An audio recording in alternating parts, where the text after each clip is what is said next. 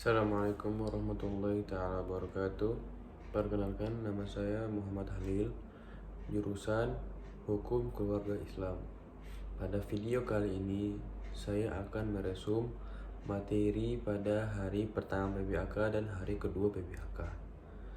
Pada hari pertama PBAK, saya akan meresum 2 materi, dan pada hari PBAK kedua, saya akan meresum 4 materi. Jadi, langsung saja kita mulai dengan materi pertama pada hari pertama PBAK. Materi pertama yaitu tentang akademik. Pematerinya Wakil Rektor 1 UIN Malang. UIN Maulana Malik Ibrahim terdiri dari 7 fakultas, yaitu Psikologi, Humaniora, Syariah, Ekonomi, Saintek, Tarbiyah, dan Kedokteran. Kini UIN Malang sedang berada di tahap pengakuan internasional dan reputasi internasional. Oleh karena itu, UIN Maliki sedang memperbanyak event-event internasional, mahasiswa upload, program studi internasional, dan lain-lain. Upaya internasionalisasi dilakukan dengan mendorong para dosen dan mahasiswa untuk membuat jurnal internasional. Maka siswa diwajibkan untuk riset dan mempublish jurnal nasional atau internasional sebagai tugas akhir untuk menaikkan predikat kampus. UIN Malang memadukan pengetahuan umum dan agama untuk membentuk karakter melalui Ma'had Jami'ah Al-Ali selama 1 tahun. UIN Maliki juga memiliki beberapa fasilitas yang menaungi mahasiswa, seperti lembaga bahasa, di mana ada bahasa Inggris, Arab, dan Mandarin, rumah moderat beragama yang membentuk pemuda moderat, cinta bangsa, dan peduli Indonesia tangguh. Dan juga perpustakaan yang menyediakan jurnal-jurnal dan karya ilmiah. Perkuliahan berlangsung selama 8 semester dengan 160 sampai 150 SKS. Jadi akan berlangsung 8 semester dengan 160 sampai 150 SKS guys, dengan penelitian sebagai pengabdian masyarakat, dengan mata kuliah profesi dengan KKN, yudisium hingga wisuda. Mata kuliah di UIN Maliki ini dijadikan mata perkuliahan, terdiri dari mata kuliah dasar, agama, bahasa, dan filsafat, dan mata perkuliahan fakultas yang membedakan antara fakultas, dan matkul program studi membedakan antar prodi.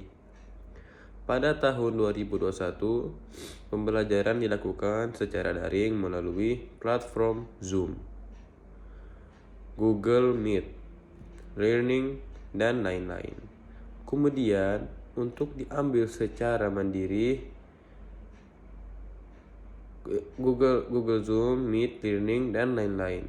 Kemudian untuk sistem siakat, mahasiswa baru semester 1 dipaketkan, sedangkan semester 2 sampai seterusnya bisa diambil secara mandiri dengan berkonsultasi dengan DPA. DPA atau dosen penasihat akademik. Perkuliahan dimulai pada tanggal 6 September sampai Desember 2021 dengan melalui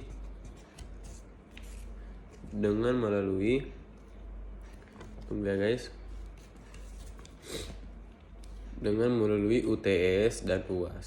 Setelah UAS, mahasiswa akan mendapatkan KHS atau kartu hasil studi, di mana di sana tertera IPK, IPK berpengaruh pada SKS. Semakin kecil, IPK semakin sedikit.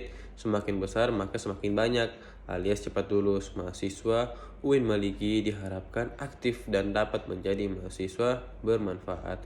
Ayo guys, sekarang kita lanjut ke materi kedua. Kita lanjut materi kedua pada kegiatan PBAK hari pertama. Materi kedua yaitu pematerinya Dr. Haji Ahmad Fatah Yasir MAG. Kita adalah the best human material. Siswa baru harus mengupayakan diri baik secara mental maupun spiritual dalam mengikuti perkuliahan di UIN Malang. Orang yang memiliki mental spiritual memiliki 3 indikator, yaitu 1. Berpikir ilmiah. Mahasiswa baru harus melandasi pikiran dengan ilmu, pengetahuan umum dan agama. Indikator yang kedua, berperilaku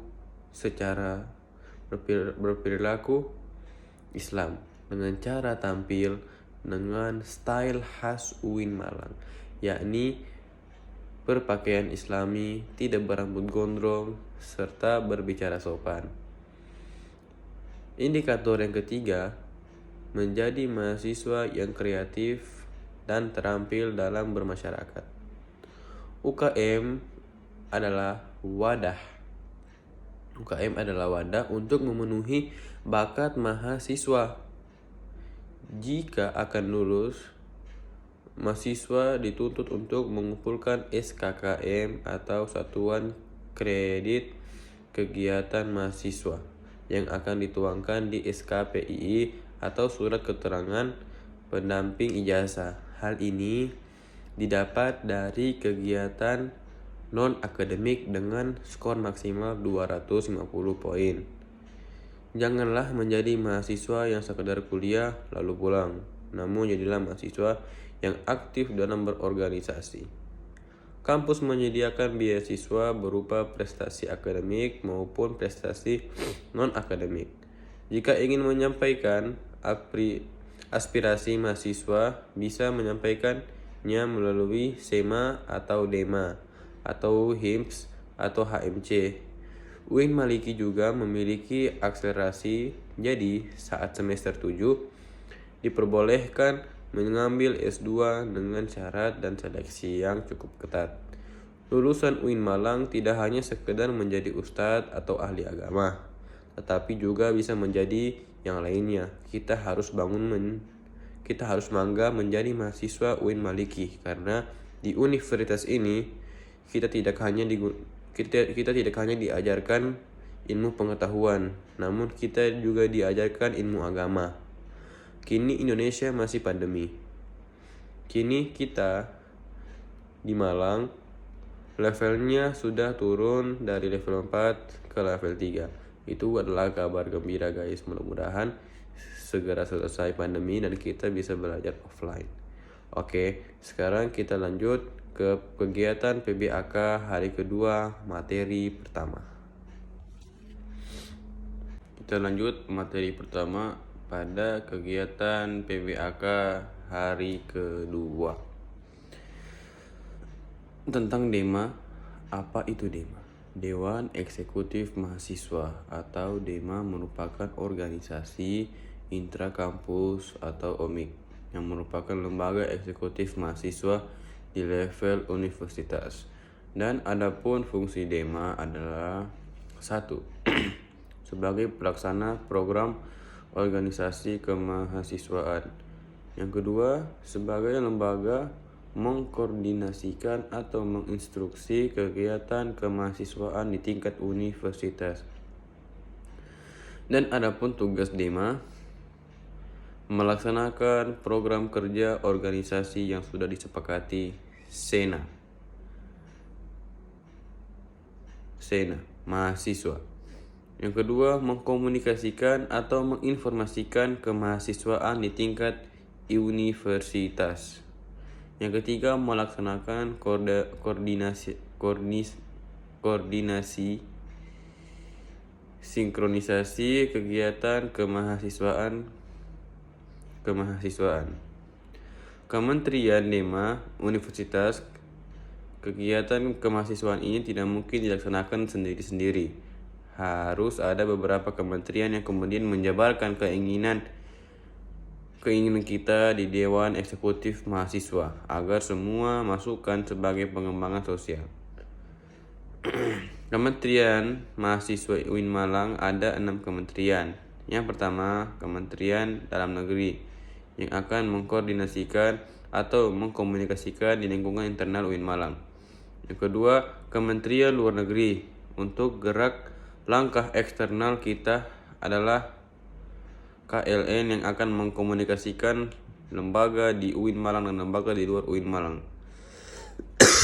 Sehingga kita tidak hanya kuat di internal, tapi kita juga berusaha kuat di eksternal. Yang ketiga, Kementerian Sosial, Hukum, dan Politik. Lebih kepada pengembangan atau pengajian tentang isu-isu yang berkaitan tentang sosial, hukum, dan politik.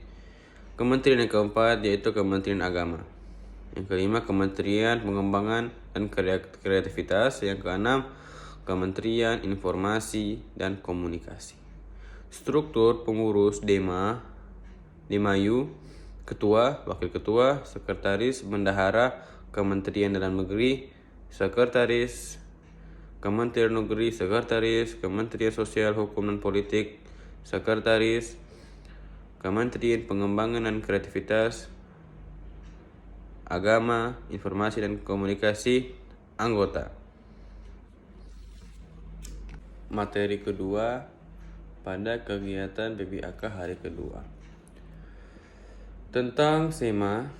Apa itu SEMA? Adalah Senat Mahasiswa, adalah organisasi mahasiswa di UIN Malang yang berperan sebagai lembaga legislatif yang mengkoordinasikan Dema, UKM, dan HMC lebih di balik layar. Visi dari SEMA yaitu terwujudnya Senat Mahasiswa Universitas sebagai lembaga legislatif barnatif, kolaboratif berdasarkan asas kebersamaan. Fungsi SEMA, advokasi atau kendala untuk menyampaikan kendala legislasi, pengawasan penganggaran. Tugas dari SEMA yaitu mengawasi dan mengkoordinasi Demayu, memberikan persetujuan setiap kegiatan yang dilaksanakan Demayu, memberikan pengesahan laporan pertanggungjawaban setelah selesai agenda tersebut, dan memfasilitasi aspirasi mahasiswa kepada pihak-pihak yang bersangkutan. Wewenangnya yaitu membentuk undang-undang yang dibahas dengan presiden mahasiswa untuk mendapatkan persetujuan bersama.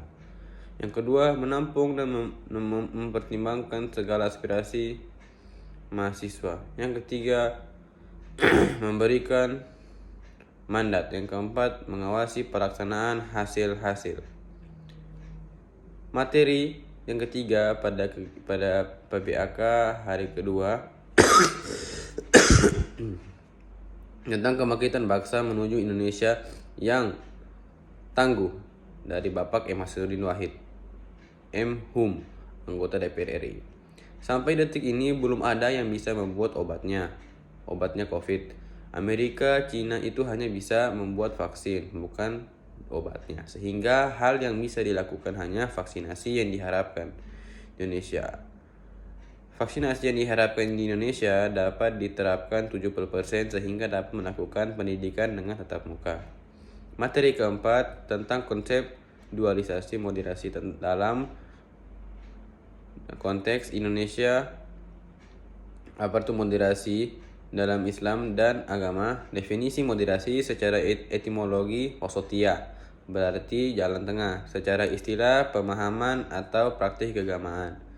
Sekian resum dari saya. Saya Muhammad Halil dari jurusan Syariah mengucapkan terima kasih telah menonton video saya.